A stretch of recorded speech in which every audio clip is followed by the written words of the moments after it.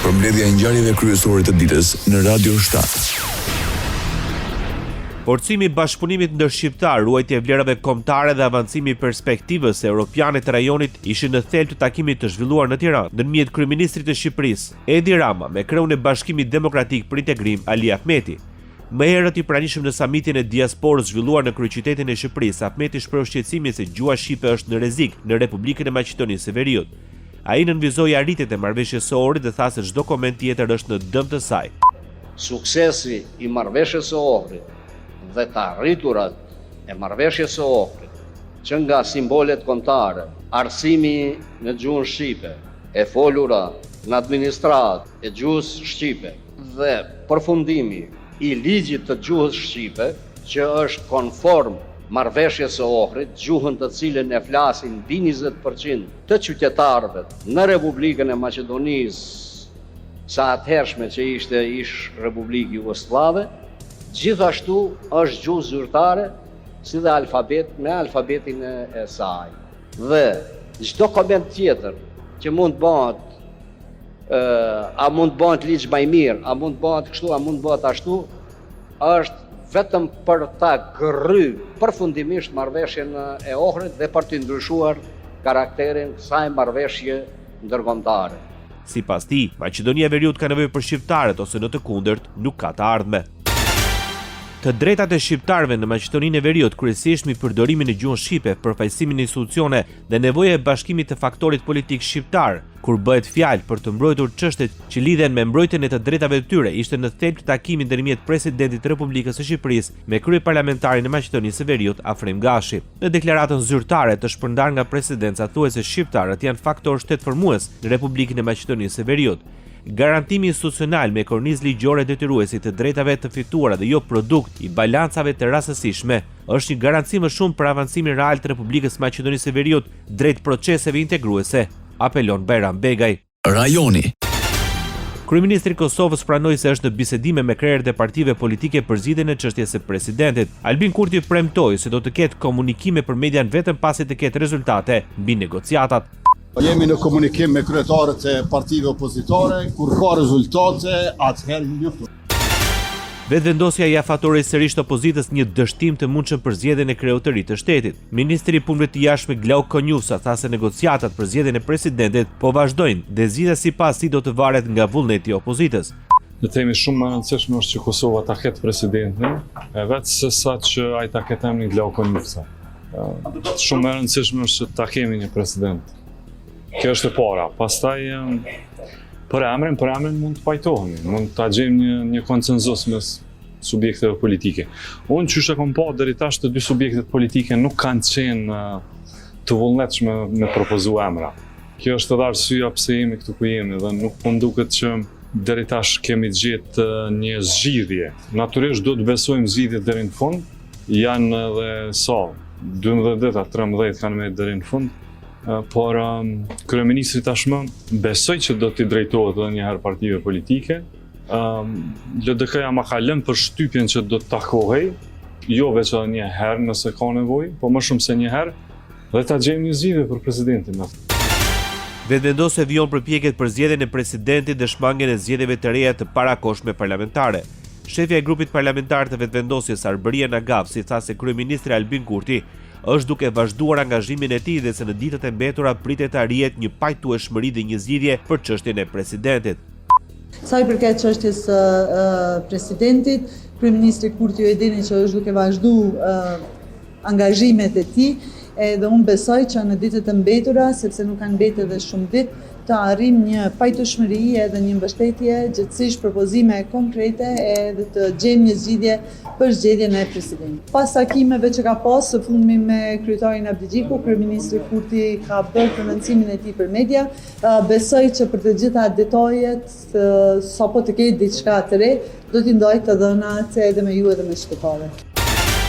Partia Demokratike e Kosovës i kujtoi vetëvendosjes se ka dhe mundësi të tjera për të zgjidhur çështjen e presidentit të Republikës. Pas mbledhjes së kryesisë së Kuvendit, Vlora Çitaku tha se nëse shumica parlamentare është e interesuar për të zgjedhur presidentin, nuk e ka opsion të vetëm bashkëbisedimin me këtë forcë politike. Zgjedhja e presidentit është një moment shumë i rëndësishëm për një demokraci parlamentare. Dhe ne kemi deklaruar që kjo çështje duhet të trajtohet me seriozitetin që i takon çështjes në fjalë dhe kemi kërkuar nga zoti Kurti që të formalizojë kërkesën e tij ka shi Partisë Demokratike të Kosovës në një letër të shkruar. Deri në këtë moment, një letër e tillë nuk ka ardhur në adresë të Partisë Demokratike të Kosovës, ndoshta ka adresa tjera. Radio 7, zëri pozitiv i qytetit. Të paktën 11 persona mbetën të lënduar nga një zjarr masiv që përpiu pallatin e kompleksit Arlis në zonën e farmacisë 10 në Tiranë. Drejtori i urgjencës kombëtare Skënder Brate veçoi një paciente e cila ka patur djegje 15%, por fatmirësisht është jashtë rrezikut për jetën. Janë 11 në total, nga të cilët janë shtruar 6, 4 tek toksikologjia, 1 është tek urgjenca, nëse 1 është shtruar në repartin e djegje plastike. Kanë shtuar 5 gjithsej tek djegje plastike, nga të cilët 1 shtruar dhe 4 janë mjekor, janë kthyer në banesë. I vetëm personi i shtruar që ka djegje rreth 15%, është jashtë rrezikut për jetën, se 15% nuk është djegje në shpinë, ndërsa të tjerët janë intoksikim nga tymrat dhe nga lëndët kimike, është një grua rreth 50. Të martën rreth orës 16:46 nga një market në pallatin e kompleksit Arlis Razjar, ai u prap pothuajse në të gjithë pallatin. Banorët u përfshin nga paniku dhe frika për familjarët e tyre. Zjarfiksit nisën evakuimin e tyre me 3 autoshkallë për të shmangur çdo rast fatal. Drejtori i përgjithshëm i shërbimit zjarfikës, Arben Cara, tha se nuk kishte një numër konkret se sa apartamente ishin shkërmbuar nga flakët. Drejtori i zjarfikës i Tiranës, Shkëlqim Goxhej, tha se zjarri kishte nisur nga një biznes në katin e parë dhe se për hapjen e flakëve ndihmoi materiali i fasadës. Pjesë e operacionit për shuarjen e zjarrit u bën edhe 2 helikopter Cougar. Shpallet në kërkim nga policia ndërtuesi i pallatit Arlis, Armando Lila, për zjarrin në kompleksin tek farmacia 10 në Tiranë. Policia arrestoi administratorin e pallatit si dhe menaxherin e marketit në afërsi të të cilit dyshohet se ndodhi zjarri. Gjithashtu janë arrestuar edhe 2 persona të tjerë, vjojnë hetimet për shkaqe të rënies së zjarrit dhe për kushtet e përhapjes së tij. Kryeministri Edi Rama premton ndërtim të pallatit të djegur nga vetë ndërtuesi, ndonse kushtet e ndërtimit sipas tij nuk ishin shkak për djegjen. Përmes rrjeteve sociale, kreu i qeverisë shqiptare tha se të dhënat paraprake tregojnë se shkaku i zjarrit nuk ka lidhje me vetë ndërtimin. Kryeministri Edi Rama u bëri thirrje qytetarëve që të sigurojnë shtëpitë e tyre.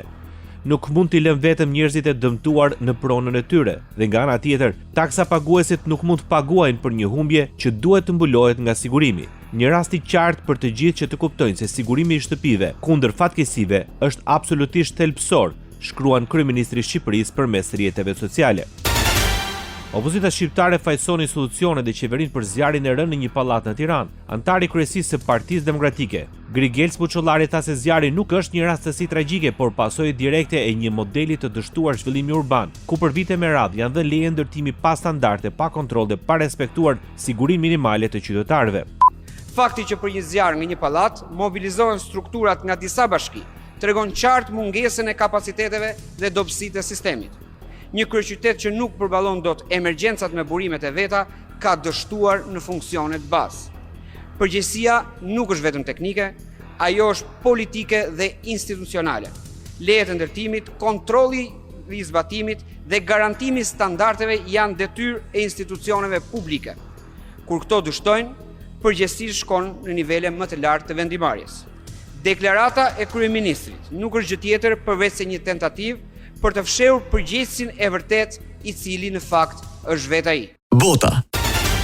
Fondi Monetar Ndërkombëtar paralajmëron se bota është pranë një krize energjetike. Paralajmërimi vjen në raportin e fundit për ekonominë globale, i publikuar në Washington gjatë takimeve të pranverës me Bankën Botërore. FMN parashikoi ulje në rritjen globale për vitin 2026. Vlerësimet zyrtare flasin për një rritje prej 3.1%. Skenari bazë parashikon një rënje të lehtë nga 3.3 në 3.1. Për Italinë, Fondi Monetar parashikon rritje me vetëm 0.5% për vitet 2026 dhe 2027, duke vendosur në fund të listës së bashku me Gjermaninë me 0.8% dhe një Britani në vështirësi. E gjithë eurozona është në presion me një rritje mesatare prej 0.7%. Sekretari amerikan i Thesarit, Scott Bessent, akuzon Fondin Monetar Ndërkombëtar për alarm të tepruar.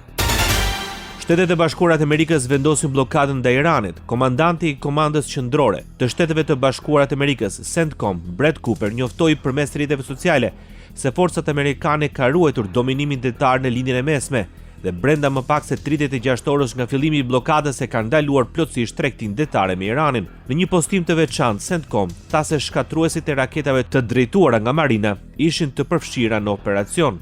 Bllokada po zbatohet në mënyrë të paanshme kundra anijeve të gjitha kombeve që hyjnë ose dalin në zonat bregdetare ose portet në Iran, thuhet në deklaratën e Komandës Qendrore të Shteteve të Bashkuara të Amerikës. Qëllimi është të parandalohej Iranit të nxjerrë të ardhurat nga tarifat për kalimin në përngushtësi dhe të ulen të ardhurat e tij nga nafta.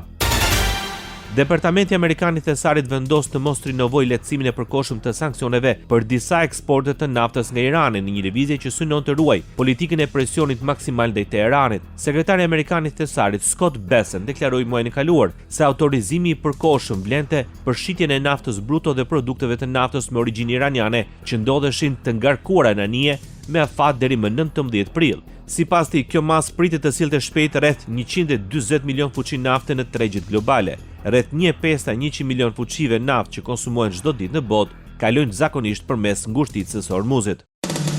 Ndoqët edicionin informativ të lajmeve në Radio 7, zëri pozitiv i qytetit.